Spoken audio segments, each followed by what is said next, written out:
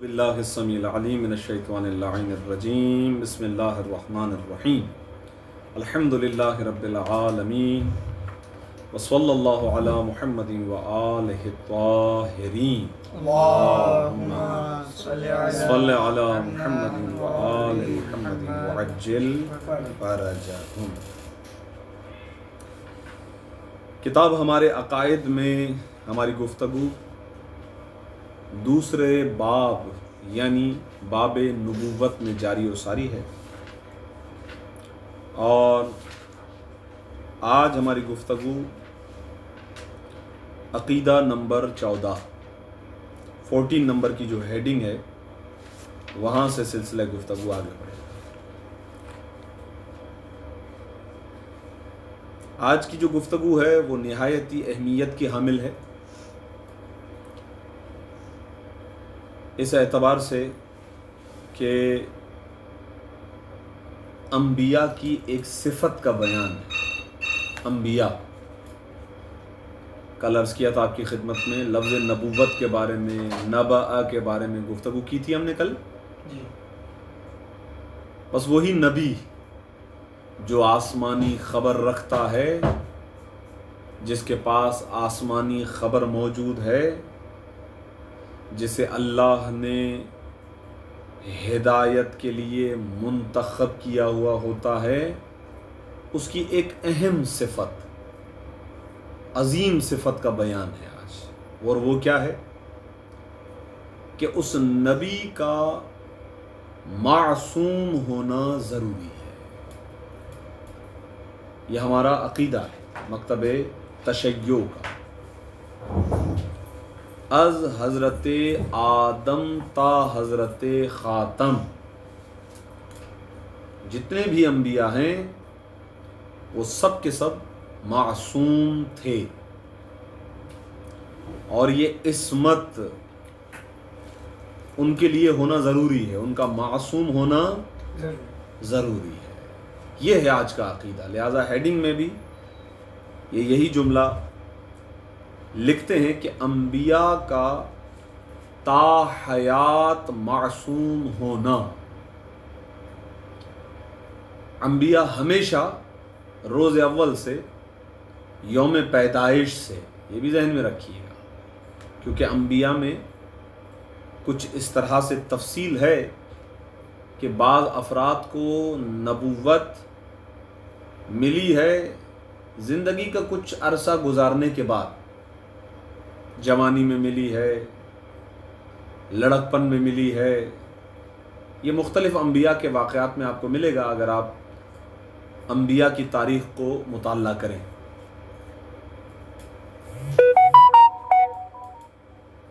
اگرچہ نبوت ان کو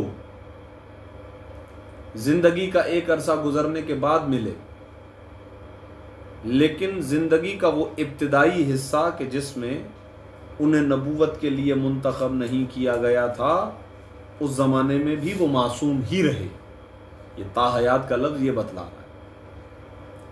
ابتدائے خلقت یعنی جس دن سے وہ پیدا ہوئے اس دن سے لے کر ان کی زندگی کا آخری دن، یہ پوری زندگی ان کی عصمت پر مشتمل ہے، پوری زندگی وہ معصوم رہیں گے۔ یہ عقیدہ ہے، اس کو سب سے پہلے اس عقیدے کو ذہن میں رکھیں، کیونکہ جو موٹے موٹے عقائد ہیں ان کو پہلے محفوظ رکھنا ہے، پھر ہم آئیں گے ان کے ادلہ پر، ان کی دلیلوں پر، لیکن پہلے یہ عقیدہ ذہن میں رکھنا ہے۔ وہ کیا؟ نبی کا معصوم ہونا ضروری ہے، اور وہ ہمیشہ معصوم ہی ہوگا، از روز اول تا روز آخر۔ صحیح ہے؟ دیکھیں کیا فرماتے ہیں۔ ہمارا عقیدہ ہے کہ اللہ کے تمام انبیاء معصوم ہیں، تمام کے تمام انبیاء معصوم ہیں۔ بھائی معصوم ہیں یعنی کیا مطلب؟ فرماتے ہیں یعنی زندگی بھر، اب بریکٹ میں وہ جملہ جس کی میں نے ابھی وضاحت دی، نبوت سے پہلے اور نبوت کے بعد۔ میں نے ابھی چند ایک مثالیں آپ کو دی کہ بعض انبیاء کے بارے میں ہے کہ ان کو لڑکپن میں ملی، جوانی میں ملی، عمر کا ایک عرصہ گزرنے کے بعد ان کو نبوت کے لیے منتخب کیا گیا، لیکن اس کے باوجود وہ زمانہ کہ جس میں وہ نبی نہیں تھے، نبوت کے لیے ان کا انتخاب نہیں ہوا تھا، اس زمانے میں بھی وہ معصوم ہی تھے. یہ ذہن میں رہے. خوب یعنی معصوم کیا؟ اب اس کو سمجھیں. عصمت یعنی کیا؟ فرماتے ہیں یعنی زندگی بھر وہ اللہ کی مدد سے ہر قسم کی خطاؤں اور گناہوں سے محفوظ تھے. پوری زندگی میں کبھی کوئی گناہ نہیں کیا، پوری زندگی میں کوئی خطا ان سے سرزد نہیں ہوئی. ایک لفظ یہاں پر لکھا ہوا ہے اللہ کی مدد سے. لا شک فی کہ وہ افراد کے جو معصوم نہیں ہیں، جیسے کہ ہم معصوم نہیں ہیں، لیکن اگر ہم بھی اپنے آپ کو گناہوں سے بچاتے ہیں یا خطاؤں سے بچاتے ہیں تو وہ بھی اللہ کی ہی مدد سے ہے. یہ ذہن میں رکھیے گا. یعنی یہاں پر اللہ کی مدد سے، یہ جو لفظ ہے، یہ جو جملہ ہے، اس کے پیچھے میں زیادہ اس کی ڈیٹیل میں جانا نہیں چاہتا ہوں ابھی فی الحال. شاید ممکن ہے کہ آگے اس طرح کا کوئی اشارہ آ جائے خود سے، لیکن اتنا بتلا دیتا ہوں فقط 2 جملوں میں. ایسا نہیں ہے کہ اللہ نے ان کو ایسا پابند بنا دیا تھا کہ وہ گناہ کر ہی نہ سکتے ہوں، وہ خطا کر ہی نہ سکتے ہوں. اس لیے کہ اگر وہ گناہ نہیں کر سکیں گے یا خطا نہ کر سکتے ہوں تو پھر تو کمال نہیں ہے نا. کمال یہ ہے کہ کر سکتے تھے لیکن نہیں کیا. خطا ممکن تھی ان سے لیکن انہوں نے انجام نہیں دی. یہ ہے کمال. اس نقطے کو ذہن میں رکھیے گا کہ خدا نے ان کو معصوم بنایا ہے یا وہ معصوم ہے. اس کا ہرگز یہ مطلب نہیں ہے کہ وہ کائنات کی ان مخلوقات کی طرح ہیں کہ جو جیسا خدا چاہیں ویسا ہی کریں گے، اس کے علاوہ وہ بیچارے کچھ کر ہی نہیں سکتے. مجبور نہیں ہے وہ، بلکہ اپنے ارادے اور اختیار سے انتخاب کرتے ہیں کہ گناہ نہیں کرنا. اور یہاں پہ اللہ کی مدد سے کیا مراد ہے؟ اللہ کی مدد سے وہی میں نے یہاں پر یہ بتلایا کہ ہم ہر نیک کام کی نسبت خدا کی طرف دیتے ہیں نا. جیسے میں نے ابھی اس کو سمجھانے کے لیے ابھی میں نے کہا کہ ہم بھی اگر گناہوں سے اپنے آپ کو بچاتے ہیں، خطاؤں سے بچاتے ہیں، تو وہ بھی اللہ کی مدد ہے. خود حضرت یوسف کا تو جملہ ہے کہ اے پروردگار، اگر تیری رحمت میرے شامل حال نہ ہوتی، تو میرے ساتھ نہ ہوتا تو میں اپنے آپ کو نہیں بچا سکتا تھا. یہ نفس جو ہے وہ مجھ پر غالب آ چکا ہوتا. تو ہے. اور ہم بھی اپنے ہر نیک عمل کے لیے خدا سے دعائی تو مانگتے ہیں، پروردگار تو ہمیں توفیق دے.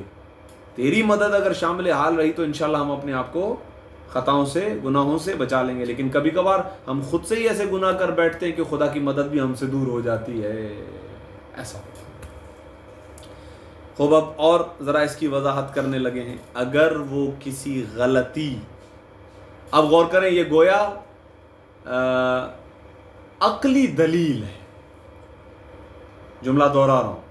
اب جو جملہ آ رہا ہے وہ عقلی دلیل ہے. آپ نے کیا دعویٰ کیا تھا آپ کا؟ کہ نبی کا معصوم ہونا ضروری ہے. یہ آپ کا دعویٰ ہے. بھائی دلیل کیا ہے؟ دلیل اب دے رہے ہیں. اگر وہ کسی غلطی یا گناہ کا ارتکاب کرتے تو ان کی نبوت سے اعتماد ہی ختم ہو جاتا. سیدھی سی بات ہے. پبلک کیا کہتی؟ بھائی آپ تو اپنے آپ کو نہیں بچا پا رہے تو ہمیں کیا خاک بچائیں گے؟ پہلے آپ اپنی تو اصلاح کیجئے. آج کل بھی معاشرے میں ہم اسی طریقے سے کرتے ہیں نا. کوئی ہمیں کچھ کہتا ہے تو ہم کہتے ہیں بھائی پہلے آپ تو کرو، اس کے بعد آپ ہمیں سکھاؤ. پہلے خود کرو، اس کے بعد ہمیں سکھاؤ. تو انبیاء کا معصوم ہونا اس لیے بھی ضروری ہے کہ اگر نعوذ باللہ من ذالک وہ خود خطا کار ہوئے، اگر خود ان کی ذات سے غلطیاں اور گناہ سرزد ہوئے تو وہ کیا حق رکھتے ہیں کہ وہ کسی اور کو کہیں کہ یہ گناہ مت کرو؟ بالکل نہیں. بلکہ لوگوں کا بھروسہ ہی اٹھ جائے گا ان سے. جب لوگوں کا اعتماد ہی نہیں ہوگا ان پر تو ان کی بات کو کون مانے گا؟ جو ہم کسی کا کہنا مانتے ہیں تو اس وجہ سے مانتے ہیں کیونکہ ہمیں ان پر اعتماد ہوتا ہے، ہمیں ان پر بھروسہ ہوتا ہے، اعتماد ہوتا ہے. اب توجہ کریں. لوگ انہیں اپنے اور اللہ کے درمیان اطمینان بخش وسیلہ نہ سمجھتے۔ اگر وہ گناہ کرنے لگ جائیں گے تو لوگ سمجھیں گے کہ یہ کوئی مضبوط طاقتور وسیلہ نہیں ہے، جبکہ اللہ اور اس کی مخلوق کے درمیان وسیلہ ایسا ہونا چاہیے کہ جس پر اعتماد ہو، جس پر اطمینان آئے کہ ہاں بھائی یہ خدائی بندہ ہے، یہ خدا کا نبی ہے۔ اور کبھی بھی گناہ گار شخص کو ہم اپنا رہبر نہیں مان سکتے۔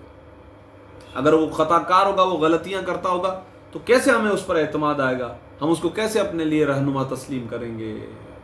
اور اپنی زندگی کے تمام اعمال میں انہیں رہبر اور رہنما تسلیم نہیں کرتے۔ اب یہ جملہ دیکھیں، غور کریں، اگر وہ کسی غلطی یہاں سے شروع ہو رہا ہے تسلیم نہ کرتے، یہ جو 2.5 لائنیں ہیں نا، یہ ہے دلیل عقلی، دلیل عقلی ہے۔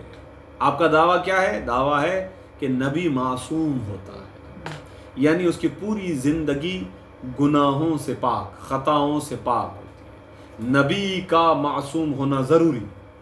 تو جواب آپ کے اوپر سوال آئے گا، کیوں معصوم ہونا ضروری؟ تو کہا جائے گا جناب عقلی سی بات ہے، اگر وہ خود خطا کار ہوگا تو دوسرے کو خطاؤں سے کیا روکے گا؟ اگر وہ خطا کرے گا لوگوں کا اس پر سے بھروسہ اٹھ جائے گا۔ لیجئے جناب، یہ ہمیں سمجھانے کے لیے آئے، تو خود اپنے آپ کو نہیں بچا پا رہے۔ یہ ہمیں نماز کے لیے کہنے کے لیے آئے، خود ہی نماز نہیں پڑھتے، کہتے نہیں کہتے؟ تو ہمارے معاشرے کے اندر بالکل عقلی دلیل۔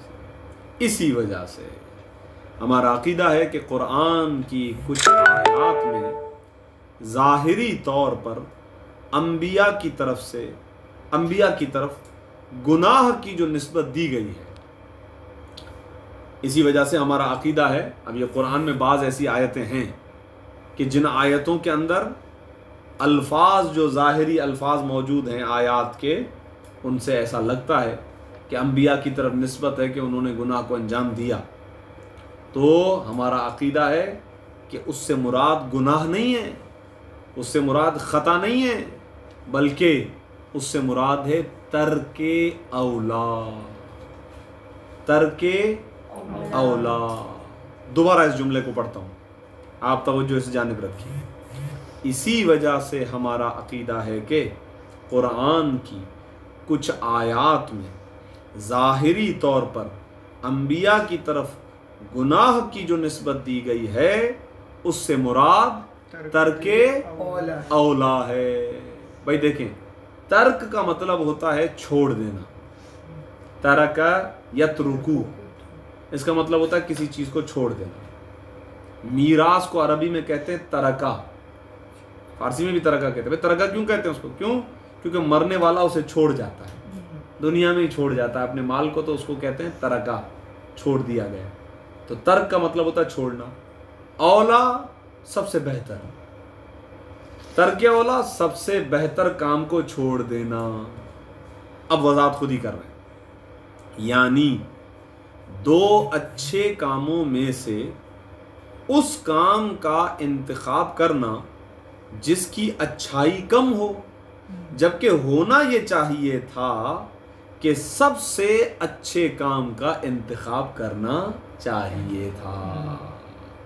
تو بعض انبیاء کے بارے میں قرآن کے اندر اگر اس طرح کی گفتگو آئی بھی ہے کہ انہوں نے فرض کریں، مثلا مثال دیتا ہوں آپ کو، حضرت آدم، دعائے حضرت آدم کی، ربنا ظلمنا انفسنا، یا وہ آیتیں سورہ مبارک بقرہ کی جس میں پروردگار عالم نے کہا کہ مت جانا اس درخت کے قریب فتکونا من الظالمین، صحیح ہے؟ اور پھر حضرت ابراہیم کی دعا بھی آ گئی، ربنا ظلمنا، پروردگار ہم نے ظلم کیا۔ تو اب یہ جو لفظ آ گیا ظلم، یہاں سے اس سے مراد یہ نہیں ہے کہ حضرت آدم نے نعوذ باللہ من ذالک کوئی گناہ کیا، نعوذ باللہ من ذالک کوئی خطا کی، نہیں، ان سے ترک اولا ہوا ہے۔ کیا ہوا؟ ترک اولا۔ حضرت یونس کے بارے میں بھی ہے، روایت ہے، وہ جو مچھلی کے پیٹ میں رہے، وہ مچھلی کے پیٹ میں رہنے کی وجہ ہے کہ ان سے ترک اولا ہوا۔ سورہ مبارک قلم میں آپ جائیں گے تو اس واقعے کی طرف اشارہ ملے گا آپ کو۔ کہ جو ہے وہ شہر چھوڑ کر حضرت یونس چل پڑے۔ بعض روایات میں یہ بھی دیکھا گیا ہے کہ انہوں نے ائمہ معصومین علیہ الصلوۃ والسلام کی جو ولایت ہے، اس ولایت کے قبول کرنے میں کچھ دیر تأمل یا توقف کیا ہے۔ ایسا نہیں قبول نہیں کی، یہ نہیں ہو سکتا، قبول نہ کرنا تو گناہ ہو جائے گا، ظاہری گناہ ہو جائے گا، بڑا گناہ ہو جائے گا، بلکہ انبیاء کو تو نبوت دی ہی صدقہ محمد و آل محمد ہے، قرآن کی آیات ہیں اس پر۔ توقف، تأمل، تھوڑا سا فکر کرنا، تو مچھلی نے اٹھا لیا، کشتی میں تھے، مچھلی نے اٹھا لیا، شکم ماہی میں رہے، اس مچھلی کے شکم میں رہے، ترک اولا تھا، کیا تھا؟ ترک بہتر ایک کام کر سکتے تھے، نہیں کیا۔ دو اچھے کام تھے، چھوٹی فضیلت والا کام کیا، جبکہ بڑی فضیلت والا جو اولویت رکھتا تھا، جس میں زیادہ خوبی تھی، وہ کرنا چاہیے تھا، وہ نہیں کیا۔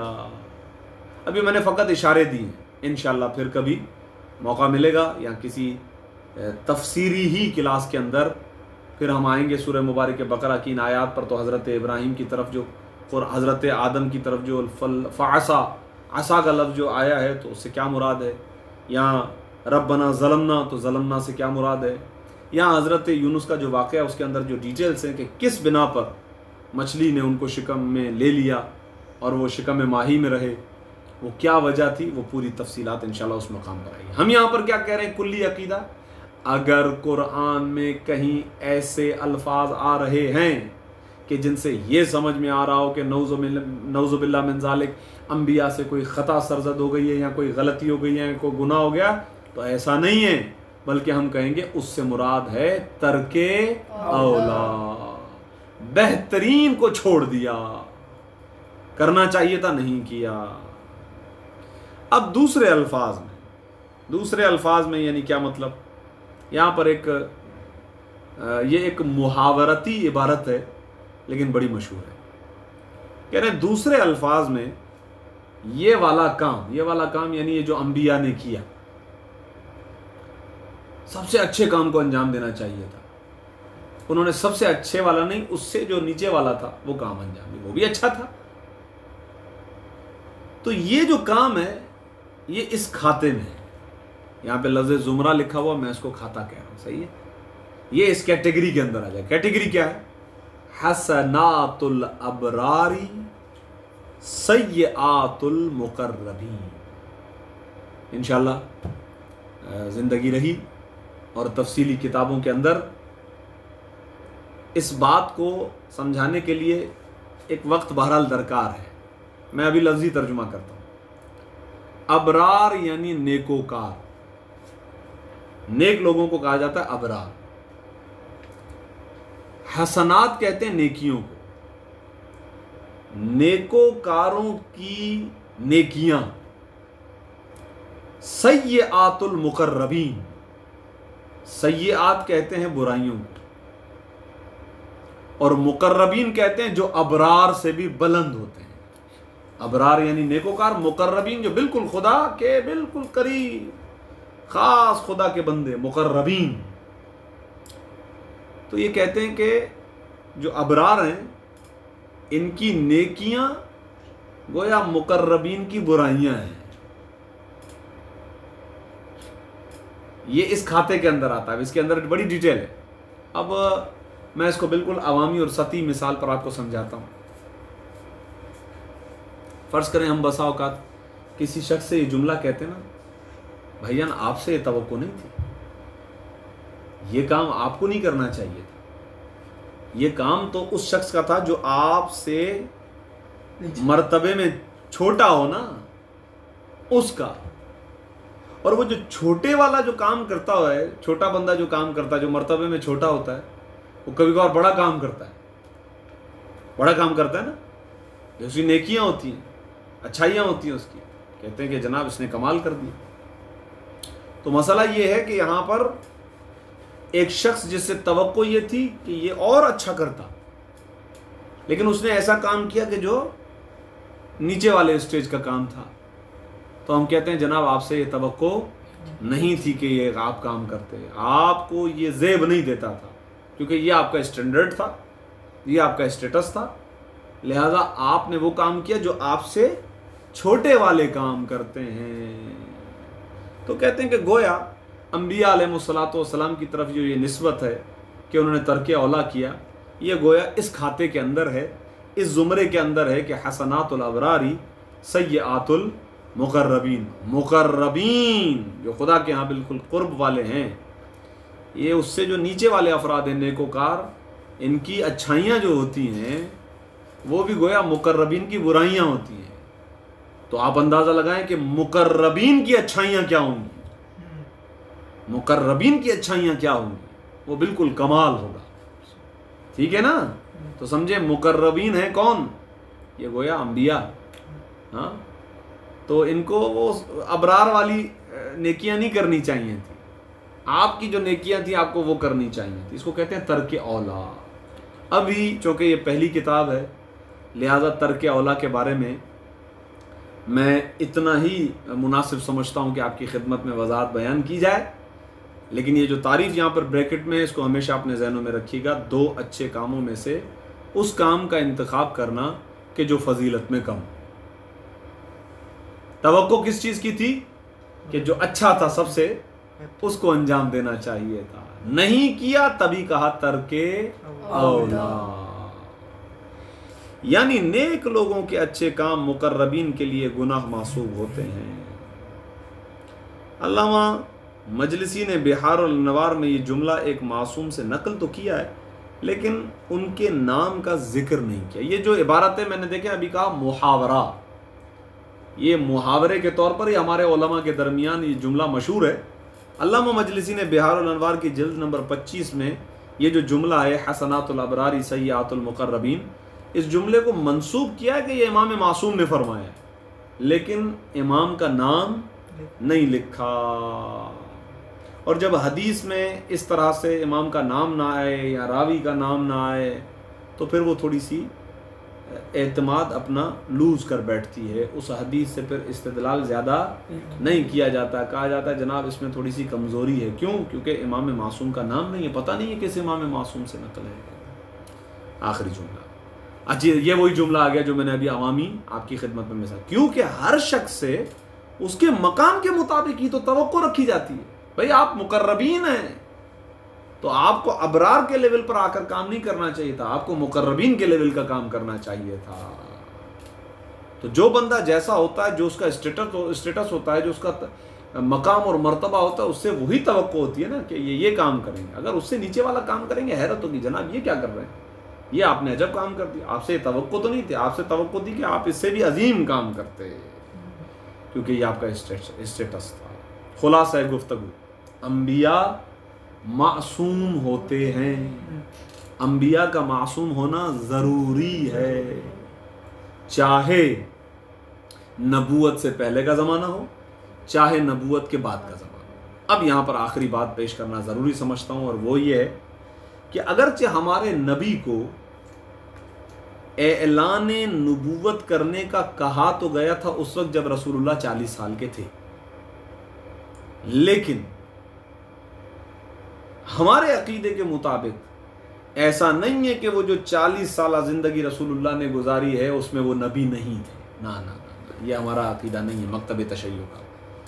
یہ ہمارے برادران اہل سنت کو یہاں پر اشتباہ ہو گیا، جب رسول اللہ نے 40 سال کے ہوئے پھر اعلان کیا تو یہ سمجھتے ہیں کہ رسول اللہ جب 40 سال کے ہوئے تو نبی بنے، اس سے پہلے نبی نہیں تھے بلکہ ہم جیسے تھے، نعوذ باللہ من ذالک۔ جبکہ رسول اللہ کی حدیث مشہور ہے جو ہماری کتابوں میں بھی ہے، ان کی کتابوں میں بھی ہے، وہ ہے کنت نبیا وآدم بین الماء والطین، میں اس وقت بھی نبی تھا جب آدم علیہ السلام آب و گل کے مابین تھے، یہ رہا پانی اور یہ رہی وہ مٹی جس سے حضرت آدم بننے تھے، یعنی ابھی حضرت آدم بنے ہی نہیں تھے، پانی اور مٹی رکھی ہوئی ہے، اور پانی اور مٹی سے اب جو ہے وہ حضرت آدم بنیں گے۔ اس سے پہلے بھی پروردگار عالم نے رسول اللہ کو نبی بنائے رکھا، اب کب سے تھے یہ تو پتہ ہی نہیں ہے، یہ تو ابھی بات چل رہی ہے حضرت آدم کی خلقت سے پہلے کی۔ کنت نبیا وآدم بین الماء والطین، ابھی آدم علیہ السلام خلق نہیں ہوئے تھے رسول اللہ فرماتے ہیں میں اس وقت بھی نبی تھا. تو پیدا ہوئے اس وقت بھی نبی تھے, 40 سال تک بھی نبی تھے, اعلان آپ نے 40 سال کے بعد کیا.